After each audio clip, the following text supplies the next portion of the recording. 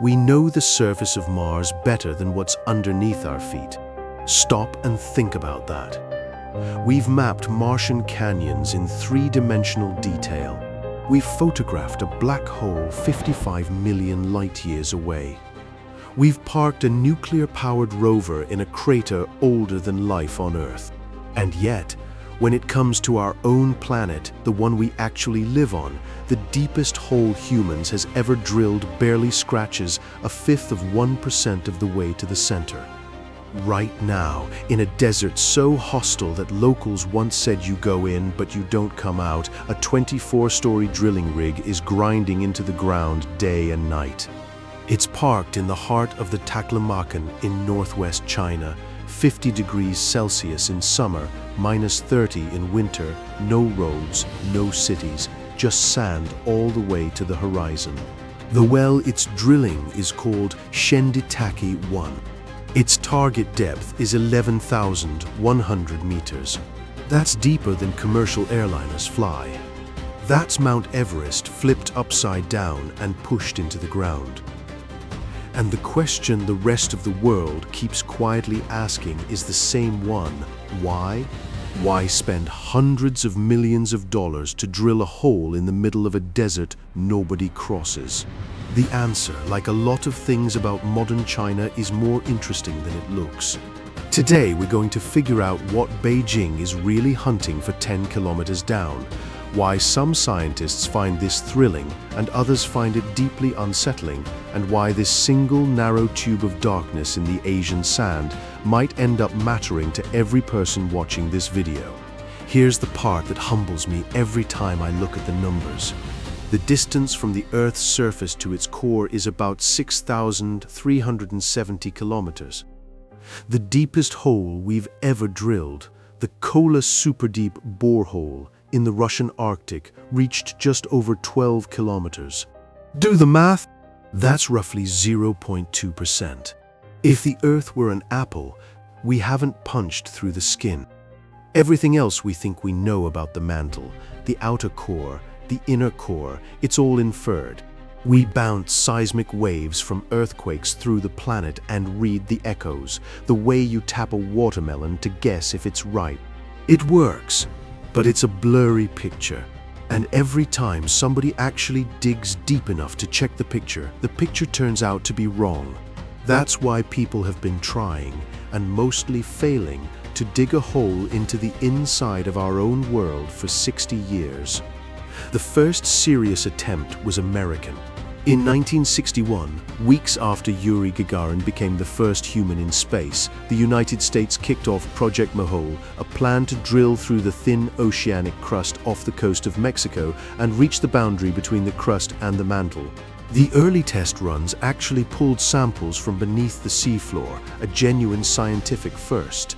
And then the whole project collapsed under cost overruns, political infighting, and Cold War priorities. By 1966, Congress pulled the plug. Mohole never reached the mantle. The Soviets, watching from Moscow, were delighted. 4 years later, in 1970, the USSR launched its own attempt, and this one wasn't going to be quiet. They picked the Kola Peninsula, north of the Arctic Circle, where some of the oldest rock on Earth, 3 billion years old, comes close to the surface. They built a town around the drill. They put it on state television. By 1979, the Kola Superdeep had blown past the American depth record. By 1983, it had cracked 12 kilometers. In Moscow, geologists were already drafting victory speeches. And then everything started going wrong. In September 1984, weeks after a triumphant unveiling at an international scientific congress, the drill string, a 5-kilometer column of steel pipe, sheared off and stayed down there. The Soviets had to start over from 7 kilometers, drilling a new branch around the wreckage of the old one.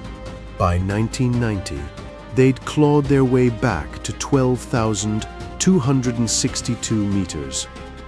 That number still stands, more than 3 decades later, as the deepest hole humans has ever made. But the real shock wasn't the depth. It was what came up the pipe. For decades, geophysicists had been certain that around 7 kilometers down, granite would give way to basalt. That's what the seismic models said. Kola found no such thing. The granite kept going, just hotter and more shattered. The textbook had been wrong for 50 years. Then came the temperature. Models predicted around 100 degrees Celsius at the bottom. The thermometers read 180. And then the part nobody saw coming, there was water. At a depth where the rock should have been bone dry, fused into a solid block by the weight of the planet pressing down on itself, the Russians found hot mineralized brine soaking through every crack. Water that couldn't have come from the surface. Water that had been locked down there for billions of years. The Earth's crust, it turned out, isn't a dry slab. It's a sponge.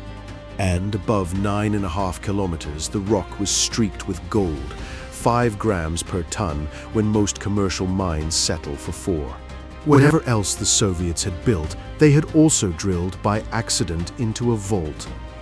This is where the story takes a hard turn into the surreal. In 1989, a Finnish newspaper published an article on April Fool's Day, you'll unsurprised to hear, claiming the Kola scientists had lowered a microphone into the borehole and recorded screams. Not metaphorical screams. The actual cries of the damned rising from a hidden chamber 12 kilometers down. American Christian broadcasters picked the story up and ran it as fact. Within a few years, the well to hell was an established urban legend, complete with demonic shapes rising from the shaft and workers refusing to go below. None of it was real. Boreholes don't carry microphones. They carry acoustic sensors that read reflected pulses, not ambient sound. But the legend stuck, because the idea of digging into the underworld is older than civilization, and apparently we are not as modern as we like to think. When the Soviet Union actually did fall, the Kola Superdeep fell with it. Funding evaporated. The site was abandoned. Today, the hole is sealed with a rusted metal cap, bolted to the dirt, and the buildings around it have collapsed back into the tundra. The most ambitious scientific project of an entire empire ended as a hatch in the ground, somewhere north of the Arctic Circle. And more or less, that's where the story sat for 30 years. Until, on May 30th, 2023, in the Taklamakan Desert, a brand new rig started turning. China's machine isn't a tribute to the Soviets, it's a generation past them. 72 meters tall, 900 tons of lift capacity, fully automated with AI guidance correcting the bits heading in real time. By March 2024, Shenditake-1 had punched through 10 kilometers of rock. By February 2025, it had reached 10,910 meters, the deepest vertical borehole in Asia, second in the world only to Kola. The last kilometer alone took roughly 300 days. One of the engineers said the work was like driving a freight truck along 2 thin steel cables suspended in midair. So, back to the original question. Why? The first reason is the obvious one: oil. The Tarim Basin, where Shenditake sits, is the single largest deep hydrocarbon reserve on Chinese soil. More than 60% of China's ultra-deep oil and gas is locked under this one desert beneath 10 kilometers of sedimentary rock. China is the second largest oil consumer in the world and its largest importer.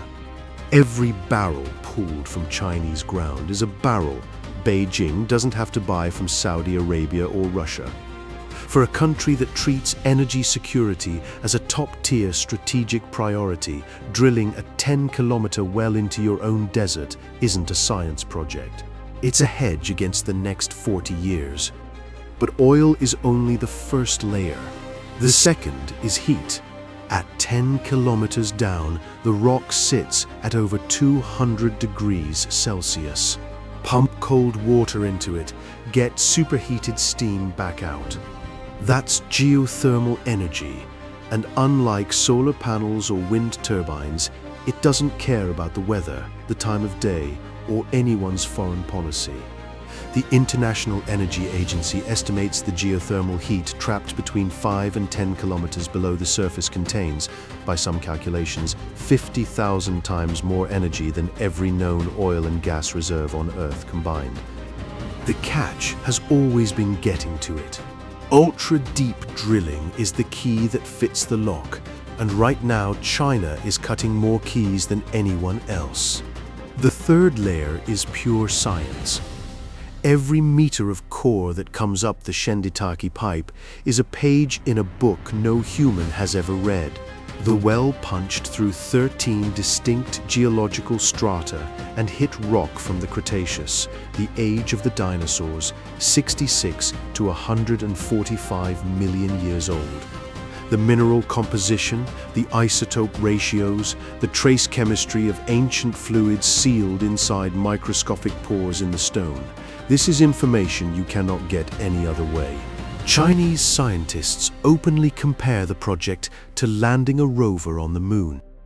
It's part of a national initiative they call the Four Deeps: deep space, deep sea, deep earth, deep blue. A quiet claim that Chinese ambition is moving in every direction at once. There's a fourth reason, less talked about and possibly the most important. China sits on one of the most seismically violent regions on the planet. The Sichuan earthquake of 2008 killed almost 70,000 people. Direct access to deep rock means installing sensors at the depths where earthquakes actually start, measuring stress in the crust and pressure in the fluid-filled cracks where the slip begins. Japan already does this on a smaller scale. China wants to do it deeper, across an entire continent, a national early warning system threaded into the bones of the country itself. Of course, the conspiracy theories are already in full bloom. Some corners of the internet are convinced China is hunting for hidden cities built by a pre-human civilization. Others insist the borehole is a geophysical weapon designed to trigger earthquakes in rival nations. There are people right now claiming, in total earnestness, that Beijing is searching for the entrance to Shambhala, the legendary hidden city beneath Asia. None of it is true. But the fact that we keep telling ourselves these stories is itself the data point. The deep earth scares us the same way deep space scares us. Both are absences. Both fill up in our minds with whatever we happen to be afraid of that week. The reality is more impressive than the myths, but it's also messier. Drilling at 10 kilometers means fighting physics on every front at once. The rock is over 200 degrees, hot enough to soften ordinary steel. The pressure is around 1,300 atmospheres, enough that if a fracture opens in the wellbore, superheated fluid and gas will fire up the shaft like a cannon. That's a blowout. It's what destroyed the Deepwater Horizon platform in the Gulf of Mexico in 2010 and triggered the largest oil spill in American history. And then there's the geometry. 10 kilometers down, the borehole narrows to a tube about as wide as a dinner plate, with a drill string above it weighing hundreds of tons.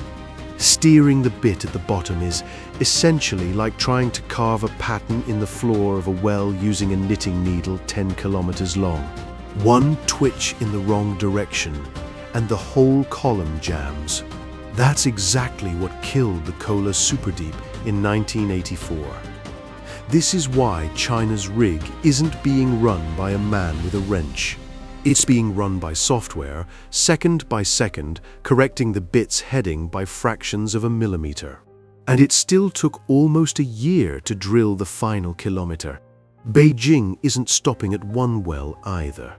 While Shinditaki 1 was descending, a sister project, Shendi Chuanke 1, opened in Sichuan with the same target depth, this one hunting natural gas. Across the Tarim Basin, dozens of other ultra-deep wells are now turning. China isn't drilling a hole. It's building a network, a planet-scale observatory, looking inward instead of up. So when you ask why China is drilling the deepest dry hole on Earth, there isn't one answer. There's oil. There's geothermal energy. There's a scientific frontier that hasn't moved since 1990.